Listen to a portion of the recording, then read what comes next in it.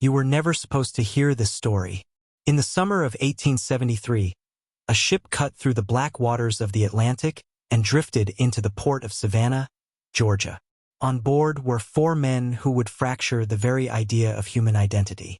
They stepped onto American soil dressed as merchants, carrying letters of introduction, and smiling with the calm civility of Bavarian traders. But they were not ordinary men. They were mirrors of one another so identical that even their own mother had carved tiny scars behind their ears just to tell them apart. For men, one face, one presence. And when Savannah looked into their pale blue eyes, it was as though the city was staring into a riddle that could not be solved. Their names were Heinrich, Wilhelm, Friedrich, and Gustaf Kellner. To the merchants and citizens of Savannah, they appeared to be investors, builders, the kind of men who might breathe wealth back into a broken post-war city. But almost immediately, whispers began to spread because the human mind is quick to recoil from what feels unnatural. Neighbors spoke of moments when the brothers moved in perfect rhythm, when they nodded in the same instant, when their voices overlapped in a single tone, finishing each other's words without hesitation. At social gatherings, women whispered that something about them was wrong. Not criminal, not impolite, just wrong. Then came the first contradiction. A banker swore Heinrich had met him for a loan negotiation at 8:30 in the morning. A shipping agent, furious at the intrusion, insisted Heinrich had reviewed cargo insurance with him 15 minutes later, across the city. A physician claimed Heinrich had visited him at 9 o'clock sharp. All 3 described the same man, the same suit, the same calm Bavarian voice, the same icy handshake. Impossible? Yes, but this was only the beginning. Within weeks, 43 sworn testimonies accumulated, men of reputation, women of social standing, all insisting they had seen the same Kellner brother in different places, at the same hour, speaking with knowledge he should not have possessed. The sheriff's office opened a quiet file. No newspapers reported it. The authorities whispered about fraud, witchcraft, espionage. But none dared speak too loudly, because if the brothers were what they seemed, then identity itself, your ability to say who you are, to claim your own singular existence, was nothing but an illusion. And tonight you will learn why science still refuses to touch their case. Savannah in 1873 was a wounded city, still haunted by Sherman's march to the sea, its cotton fields scarred, its merchants desperate for foreign capital. When the Kellners rented their grand home on Bull Street, no one questioned how quickly they furnished it, or how effortlessly they produced letters of introduction from respected Bavarian trading houses. Their patriarch, Klaus Kellner, spoke fluent English with just enough accent to seem exotic. His wife, Margareta, carried herself with rigid dignity, rarely venturing beyond the threshold of their home.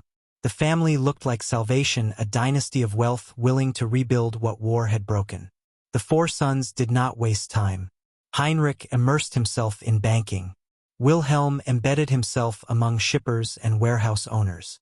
Friedrich drifted through Savannah's drawing rooms, mastering social circles and gossip. Gustaf, quieter, managed their accounts and correspondence with meticulous care. Within weeks, the Kellners seemed to know every prominent man's debts, every merchant's weaknesses, every official's pressure points. People wondered, how could newcomers know so much? Heinrich would casually mention the exact tonnage of cotton shipments before the ledgers were published. Wilhelm could predict which warehouses would default on rent before the owners admitted their losses. Friedrich whispered the details of marriages, affairs, and inheritances that had never been spoken outside locked doors. Always, the brothers appeared to be in the right place at the right time, their conversations tailored with surgical precision. But what disturbed the city most was their perfect interchangeability. You might discuss banking with Heinrich on Tuesday, then encounter Wilhelm on Wednesday, and feel deep in your bones that the man remembered every word of your prior conversation. And he did. They did. The brothers functioned as one intelligence wearing 4 bodies. No mistake, no contradiction, no hesitation. Their knowledge flowed seamlessly between them, as though one mind simply multiplied itself and walked the earth in duplicate. To outsiders, it looked like genius. To those who felt the chill of it, it looked like possession. At dinner parties, when one Kellner raised his glass, The others followed, synchronized without even glancing at each other. Their smiles curved at identical moments. Their laughter struck the same rhythm, like rehearsed lines in a play no one else had been given. And soon, businessmen began to whisper that doing business with the Kellners was not a choice, it was a necessity. Refuse one brother, and another would appear at your office the next morning with the same proposal, only sharper, more tempting, more inevitable. This was not commerce. It was conquest disguised as opportunity. The heat of August bore down on Savannah like a fever when the city's cotton magnates gathered at the exchange. Behind closed doors, the men who controlled the future of the South's most valuable crop whispered forecasts, shipping timetables, and price schemes that would never be printed for the public. Outsiders were forbidden. Only trusted factors and bankers were allowed into those dark wood chambers. And yet there sat Heinrich Kellner. He was not invited, but he sat quietly near the back, a ledger open in his lap, taking notes as if he belonged. When questioned, he smiled politely.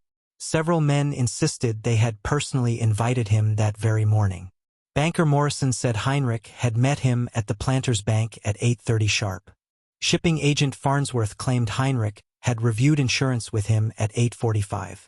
Dr. Karras swore Heinrich had discussed investments with him at 9 o'clock. Each man described the same face, the same dark suit, the same calm German accent. Do you see the problem? 3 separate meetings. 3 different locations. The same man. The same hour. At first, the attendees laughed nervously, accusing each other of confusion or drink. But as the meeting unfolded, Heinrich began speaking to men directly, and what he said stripped the laughter from the room. He knew the contents of gold shipments that had been reported only in sealed correspondence. He knew of a contract dispute settled in private that very morning. And when he approached Colonel Vandenberg, Savannah's most guarded merchant, he spoke words that nearly turned the colonel's face white. I trust your Charleston arrangements are proceeding smoothly. It would be a shame if complications arose with such profitable ventures. The colonel froze. Those Charleston dealings were corrupt, secret, and damning. He had spoken of them only behind locked doors. How could Heinrich know? By the end of the meeting, whispers filled the chamber. Some swore Heinrich had been in 3 places at once. Others argued it must have been his brothers, though none had been seen entering. But the truth was worse. No one could tell them apart, not even when they were standing before you. That night, Savannah's most powerful men gathered in hushed tones. They called it the German situation. Some suspected espionage. Others suspected witchcraft. The sheriff was summoned, but none dared ask the most dangerous question. What if the brothers were not 4 men at all, but one intelligence splintered into 4 bodies, moving with impossible precision? Sheriff Marcus Redmond was not a man who frightened easily. He had survived the war, walked battlefields littered with bodies, and returned to Savannah with the grim patience of one who had seen too much. But by late August of 1873, he was staring at a stack of affidavits that made no earthly sense. 43 citizens, bankers, doctors, merchants, and their wives swore under oath that they had seen one Kellner brother in multiple places at the same time. These were not the claims of drunkards or fools. These were names the sheriff knew, men whose word carried weight in court. And every testimony carried the same uncanny detail. Same face, same suit, same pale eyes, same precision of speech. Redmond began quietly shadowing the family. He stationed deputies near the Planters' Bank, the cotton warehouses, the shipping offices. Within days, the contradictions multiplied. On August 22nd, a deputy swore he saw Wilhelm entering the exchange at 9:15. Another reported Friedrich visiting a doctor across town at that exact moment. Both described the same man, the same mannerisms, even the same words, the heat makes fools of us all. Each brother had said, as though reading from a single script. The sheriff grew uneasy. He began to suspect a simple explanation. Fraud, imposture, trickery. Perhaps the brothers were not identical at all, but merely skilled in disguise. To test it, he arranged a secret observation. For witnesses, men of reputation were placed at 4 different locations on the same morning. Each reported back that they had conversed with Heinrich. same height, same suit, same scar above the ear. When the sheriff confronted the patriarch, Klaus Kellner, the old Bavarian smiled with weary courtesy.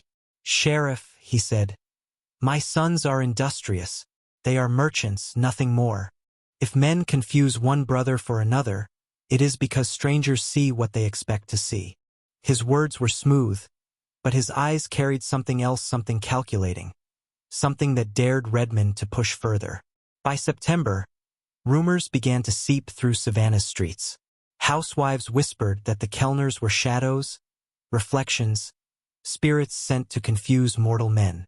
Businessmen muttered of German conspiracies, foreign plots to drain the South of its remaining wealth. And yet, the evidence kept piling higher. Too many witnesses, too many impossible accounts. Sheriff Redmond wrote in his private notes, "Either these brothers are deceiving the entire city, or they are undoing the very nature of identity itself." Sheriff Redmond was not a man content to drown in contradictions. By early September, he turned from observer to hunter.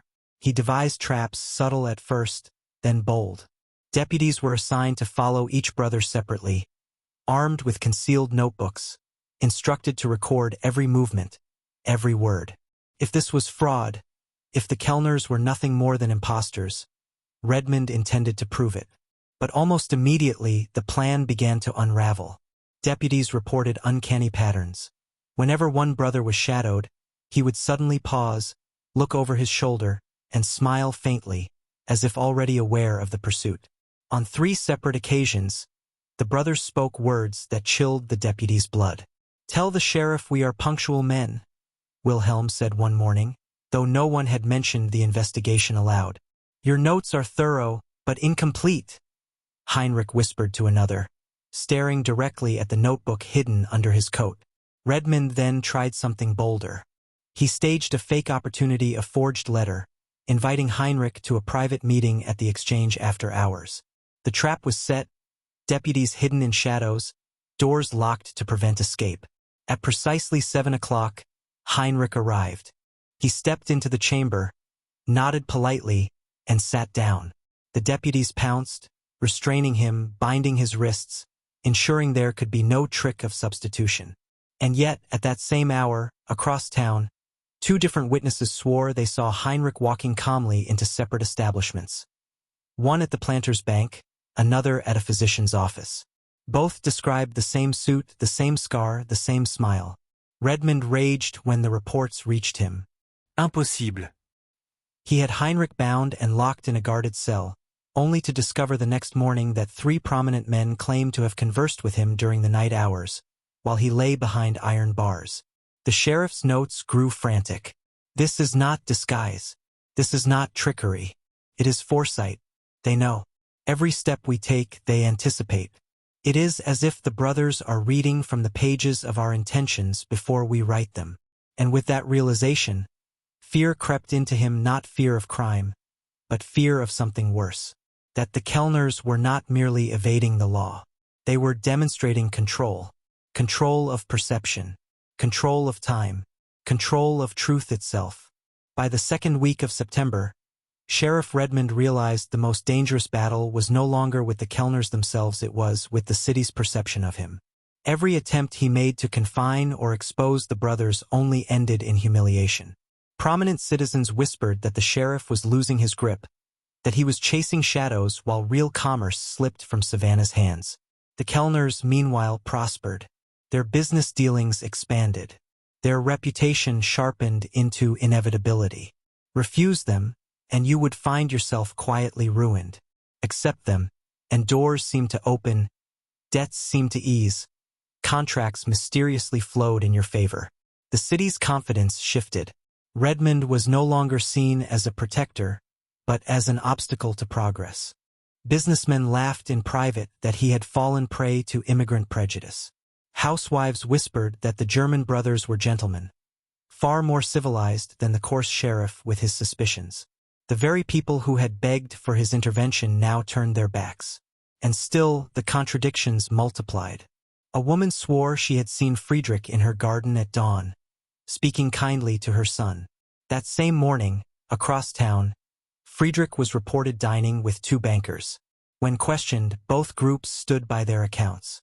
Both described the same man, the same suit, the same gentle German voice. Redmond tried to rally the city council with the sworn testimonies.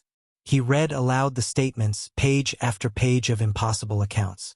But instead of outrage, he was met with uneasy silence. One councilman finally spoke. "Sheriff, if we accept what you claim, then we must also accept that reality itself is unreliable. And that, sir, is a door this city cannot afford to open." The Kellners understood this. They did not need to fight the sheriff directly. They needed only to erode his credibility, to make him appear the madman. And with every impossible sighting, every contradiction that went unexplained, his authority weakened. Deputies began to resign. Witnesses recanted. The city slowly slipped under the brothers' psychological grip. At night, Redmond walked the streets alone, hearing whispers that ceased the moment he turned. He wrote in his journal, "This is no longer law. This is theater, and I am cast as the fool. They do not merely multiply themselves, they multiply doubt. They are teaching Savannah to distrust its own eyes, its own mind. And once a city doubts its senses, it can be ruled without resistance." By late September, Marcus Redmond was a desperate man. His deputies had abandoned him, his council had silenced him, and the city itself was falling into the Kellners' rhythm. Every day, they grew more untouchable, their network of influence expanding like vines in the cracks of Savannah's fragile economy. But Redmond was not ready to yield. He resolved to stage one last confrontation, not in secret, not in shadows, but in the public eye where the brothers' tricks could be exposed. The opportunity came during a merchant assembly at Johnson Square. Dozens of the city's most powerful men gathered beneath the sweltering sun to discuss shipping tariffs and reconstruction loans. The Kellners were, of course, present for identical suits, for identical faces, standing among the crowd with that unnerving serenity. Redmond arrived flanked by two remaining loyal deputies, his badge gleaming, his jaw set like iron. "Gentlemen," he announced, his voice carrying over the square, "this city has been deceived. These men before you are not merchants. They are manipulators, masters of deceit, who stand accused by sworn testimony of impossibilities that defy human nature." Gasps stirred the assembly. Redmond motioned to his deputies. "Take them. Let the people see." The deputies moved forward, seizing Heinrich by the arm. But as they did, Wilhelm stepped forward, his face calm, his voice steady. "Sheriff, how can you arrest a man who is standing beside you?" The crowd turned. And there, impossibly, two Heinrichs stood, one in the deputy's grip, one free, staring directly at Redmond with the same pale eyes, the same scar above the ear, the same faint smile. The square erupted in shouts. Merchants shouted accusations of fraud against the sheriff. Women fainted. Men swore they had seen the sheriff tamper with witnesses. And the Kellners, with calculated timing, began speaking in unison. "This man fears what he cannot understand. He spreads lies to divide the city. He calls truth an illusion, when the illusion is his authority." The effect was devastating. Redmond felt the ground of trust vanish beneath his feet. He had meant to expose them. Instead, the crowd now looked at him with suspicion, with disdain, with something close to pity. The Kellners had not only evaded the trap, they had turned it into a spectacle of his humiliation. That night, Redmond wrote in his journal, "I thought I was pursuing men. I was wrong. I am contending with a force that feeds on perception, bends it, reshapes it, and leaves me stripped before my own people. The city is theirs now." The morning after the Johnson Square debacle, Marcus Redmond sat alone in his office, his badge lying dull on the desk before him. Outside, the city hummed with business as usual. But to Redmond, Savannah no longer felt like a city of merchants and citizens, it felt like a stage, and every man and woman upon it was moving to a script authored by the Kellners. He began noticing patterns. Too many patterns. When Heinrich laughed at a gathering, Wilhelm's shoulders shook at the exact same cadence across the room. When Friedrich lifted a glass at a dinner table, Gustav's hand mirrored the gesture at the same second, without even glancing his way. These were not coincidences. It was as though the brothers existed inside a single pulse, a rhythm invisible to the rest of the world, but perfectly binding them together.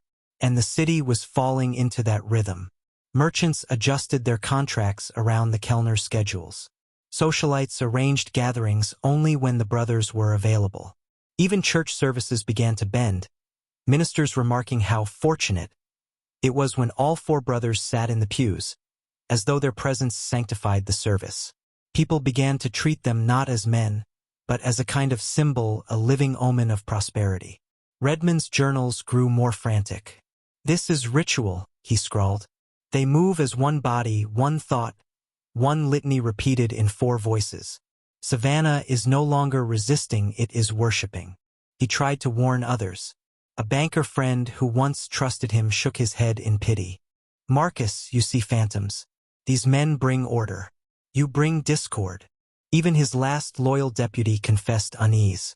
"Sheriff, when they speak together, it feels like prayer. And maybe that's what the city needs after the war." Redmond could not escape the sense that the brothers were feeding on this, as if their power grew stronger with every nod of acceptance, every deal signed, every candle lit in their presence.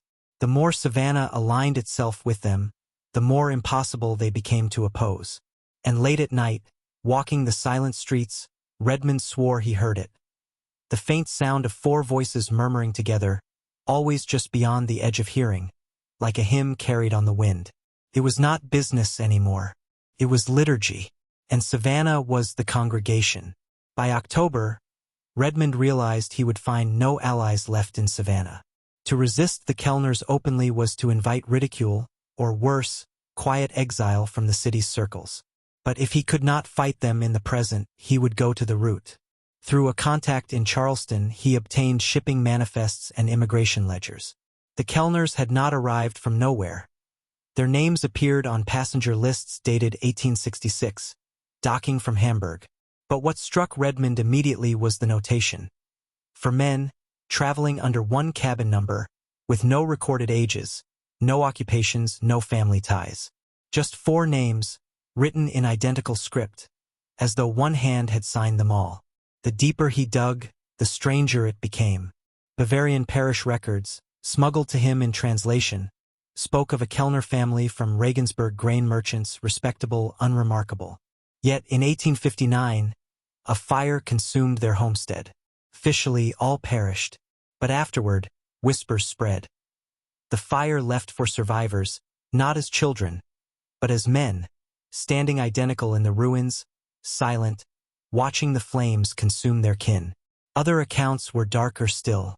A cloistered monk in Munich, writing in a suppressed letter, claimed to have seen them attending midnight rites near the Danube.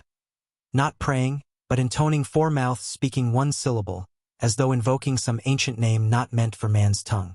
Another record from Nuremberg spoke of trade partners who awoke to find contracts signed in advance of their own signatures, ink dry before pen touched paper.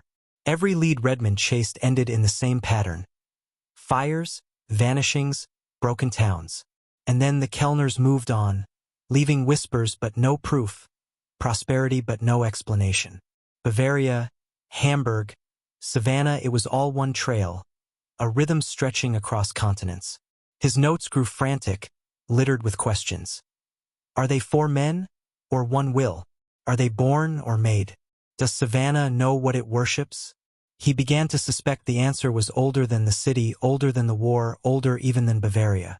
One night, candle low, ink running thin, he wrote the line that would never leave his journal. I do not pursue criminals. I pursue a lineage of something ancient, wearing the mask of brothers. Redmond returned to Savannah with a satchel of papers that should have shaken the city to its foundations. Immigration manifests, Bavarian parish letters, translations of the monk's testimony, even the scorched registry from Regensburg. Proof, or at least enough to fracture the Kellners' immaculate facade. But when he laid the documents out across his desk, a chill stole through him. Every paper bore faint marks, not damage from travel, but impressions, as though other hands had already leafed through them. He ran his finger across the indentations. No doubt remained. Someone else had read his findings before he even arrived home. That night, he locked his office and walked the square. Savannah glowed with lamps and laughter. Merchants toasting fortunes. Couples promenading under oak shadows. And there, at the center of Johnson Square, the Kellners stood, four of them, still as statues. Their pale eyes turned not toward the city, but directly toward him. He stopped cold. They knew. The following morning, his fears were confirmed. One by one, the documents he had secured were turned against him. A banker mocked him over breakfast. Bavarian records? Forged? Sheriff. It's you who traffics in lies now. A councilman produced the ship manifest Redmond thought he alone possessed, only now amended. Signed with corrections proving the Kellners' legitimacy. Even the monk's letter resurfaced in print, ridiculed as the delusions of a cloistered fanatic. The brothers had anticipated his every step. Or worse, they had allowed it, feeding him just enough truth to draw him into their rhythm. His attempt to expose them had become another thread in their tapestry, neatly woven back into their favor. That evening they confronted him, not in secret, but in the full light of the cotton exchange, where merchants gathered at dusk to finalize contracts. The four approached him as one, their footsteps a single beat on the stone floor. "Sheriff Redmond," Heinrich said with a slight bow, his voice heavy with courtesy. "You have searched our past. Tell us, did you find what you sought?" The other three repeated the words in unison, their tones identical, as though one voice had split itself into four mouths. The room erupted in uneasy laughter, merchants whispering that Redmond had become obsessed, unhinged. Redmond's throat went dry. They had not only stripped his evidence, they had folded his pursuit into their performance, leaving him standing alone, ridiculous, exposed. And in their eyes, he saw not malice but something worse. Expectation. As if this was not the end of his hunt, but merely the beginning of his initiation. Redmond tried to keep his mind clear, but clarity had abandoned him. Each choice he made seemed to unravel into the Kellners' hands. When he changed his patrol routes to avoid their sight, they appeared on those very streets, greeting him with cordial nods as if expecting his arrival. When he switched his lodgings to a riverside boarding house, a Kellner carriage was already parked outside, horses steaming in the fog. It no longer felt like coincidence, felt like choreography. His journals, once sharp with observations, grew jagged with fear. Every step is anticipated. Every thought is already known. Do I act freely, or do I move because they will it? The city noticed his unraveling. Merchants smiled politely but withdrew their trust. Families crossed the street when they saw him coming. Even his deputies avoided his gaze, muttering that perhaps the sheriff had been touched by fever. And yet, behind their polite dismissal, Redmond thought he saw it, the faint flicker of rhythm in their gestures, the same cadence that bound the brothers. Were his own men, his own people, already absorbed? The final fracture came one night in his office. He sat hunched over the satchel of records, wondering if fire might be the only way to erase what he had uncovered, when a knock rattled the door. He froze. Slowly he opened it. On the threshold lay a single folded page. His hand trembled as he lifted it. Inside was a perfect transcript of his own journal entry from the previous evening, his words, his hand, his ink. Only one line had been added in the same script. "You are not writing history, Marcus. You are rehearsing it." His stomach turned. It was not just that they knew his actions, they knew his intentions, his private thoughts before he could even act on them. Were his choices his own, or had they been placed inside him like instructions, waiting to be carried out? That night, he paced the streets, gripping his revolver, muttering prayers under his breath. But everywhere he turned, Savannah seemed to pulse with the brothers' presence. For shadows glimpsed at a window, for reflections in the river's black surface, for silhouettes beneath the gaslight. It was no longer a city, it was a stage. And Marcus Redmond was no longer sheriff, he was an actor, delivering lines already written. By September, Redmond's eyes were hollow, but one thought still burned. If the brothers moved in rhythm, then rhythm itself was their weakness. He could not overpower them with law or expose them with witnesses. The city was already their choir. But perhaps, if he could disrupt their cadence, break the perfection of their synchronization, he might see what lay beneath. He began studying them not as men but as patterns. Where others saw 4 identical figures gliding through parlors and counting houses, Redmond saw intervals.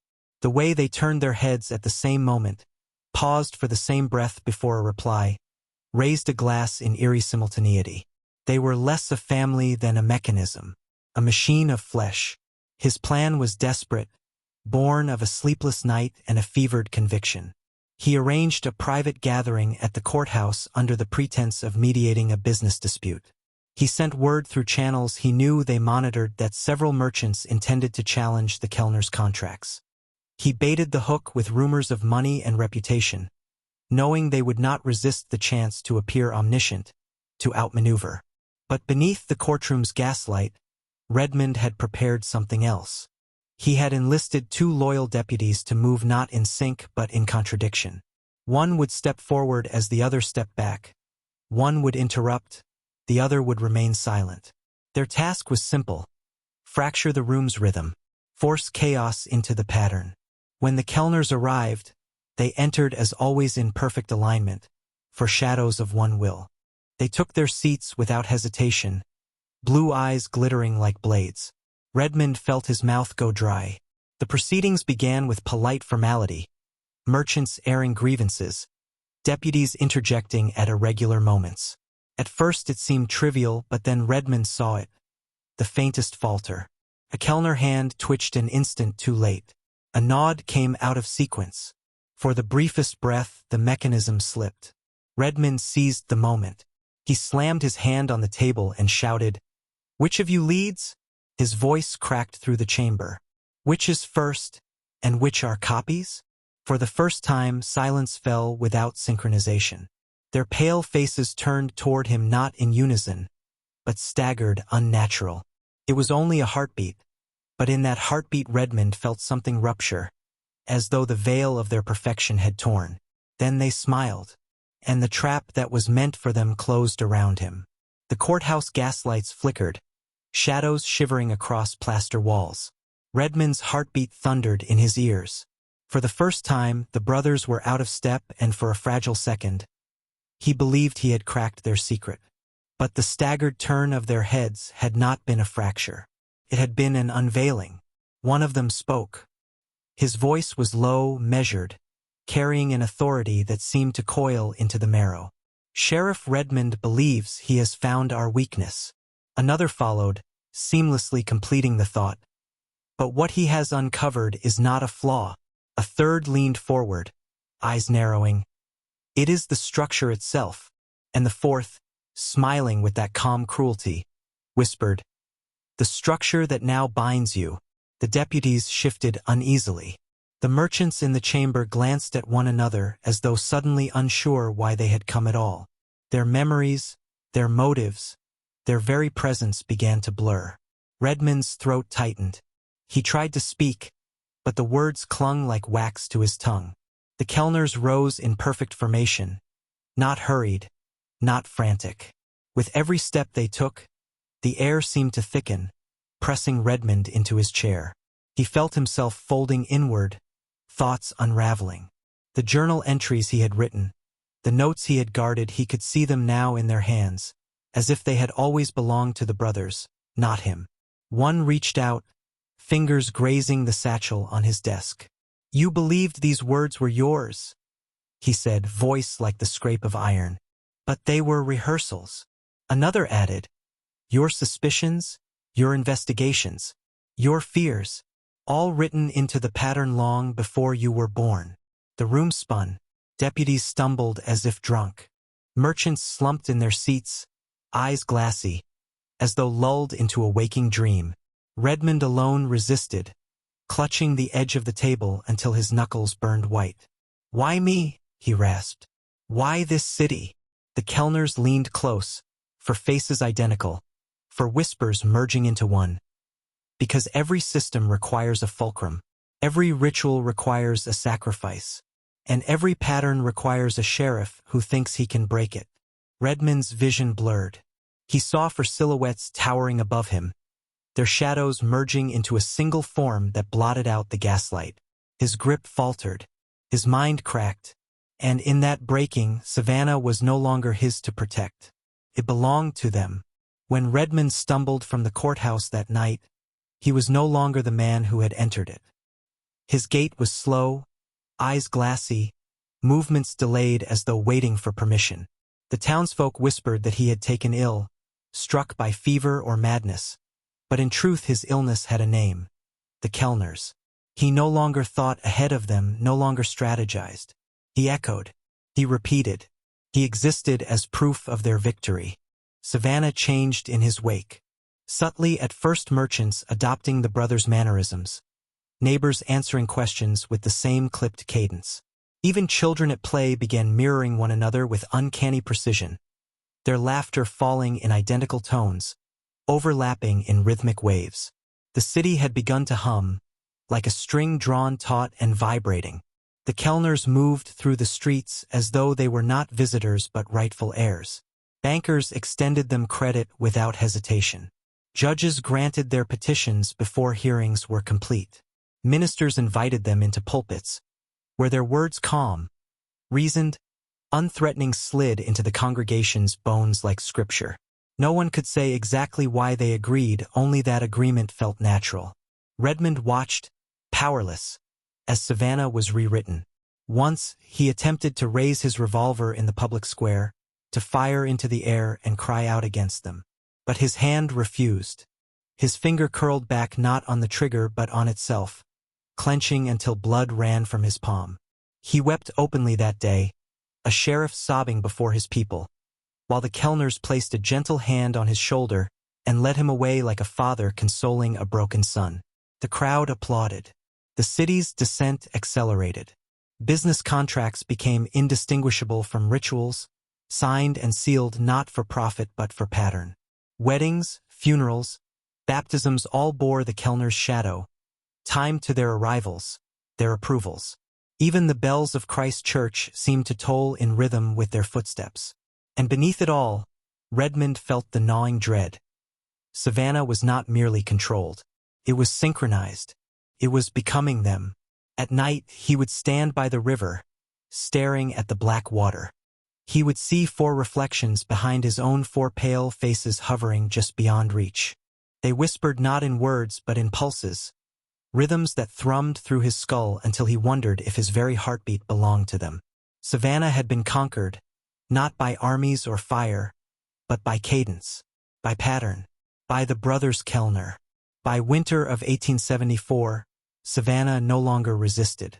The Kellners had no need for overt power, no need for violence or decrees. The city itself had aligned to their rhythm, its people moving in synchrony so subtle that outsiders dismissed it as Southern hospitality, a curious politeness of speech and gesture. But beneath the charm, a deeper truth pulsed. Savannah had become a mirror of the brothers, a living echo of their will. Sheriff Marcus Redmond was seen less and less. Sometimes he wandered the streets at dusk, murmuring phrases that seemed unfinished, as though waiting for someone else to complete his thought. Sometimes he sat at the courthouse steps, hands folded, watching nothing at all. He had been hollowed, turned from lawman into instrument. His final journal entries, later found in a locked drawer, bore no accusations, no revelations, only repetitions of a single line, written over and over until the page was black with ink. "I am rehearsed." And then he disappeared. No grave, no farewell, only absence. Some claimed they saw him boarding a ship at the wharf. Others swore he was buried quietly in Laurel Grove Cemetery. But most whispered the same thing, that Redmond had not left at all, that he simply dissolved into the pattern, his face absorbed into the brothers' symmetry, his will erased in the same rhythm that consumed the city. Savannah remained prosperous. Trade flourished, ships came and went, fortunes were made. But those who visited the city at the turn of the century reported an unease they could not quite name. They described conversations where multiple men answered in the same tone, where hosts lifted glasses in perfect unison, where the sound of laughter rang not as joy but as chorus. Something beneath the surface hummed, something not bound by time. And so the Kellners passed into silence, unrecorded in textbooks, buried by historians too cautious to touch their story. Yet their shadow lingers. Every city, every institution, every system you move through carries the echo of their lesson. That control does not require force, it requires rhythm. Listen closely. The patterns are everywhere. In the cadence of your daily routines, in the synchronized gestures of boardrooms, in the way nations rise and fall with eerie predictability.